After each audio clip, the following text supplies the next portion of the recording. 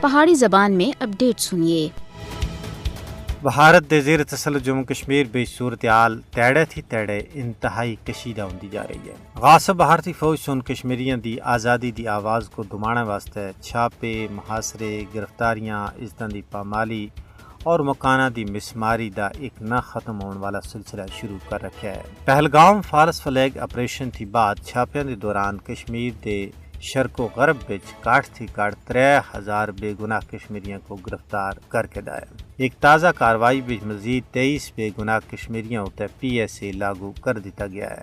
بے گناہ کشمیریوں کو بندی خانے بچ اذیتناک مراحل تھی گزاریا جا رہا ہے۔ ان منمانی گرفتاریاں دا مقصد آزادی پسند کشمیریوں کو دہشت زدہ کرنا اور اختلاف رائے کو دبانا ہے۔ بھارت اپنے زیر تسلط جموں کشمیر بچ کالے قوانین UAPA اور PSA کو کشمیریوں کو حراست بچ کرنا واسطے ایک ہتھیار دے طور تے استعمال کر رہے ہیں۔ منمانی گرفتاریاں دی اس تازہ لہر سن مودی حکومت دی کشمیریوں کو محکوم بنانے دی مایوسی کو بے نقاب کر چھڑیا ہے۔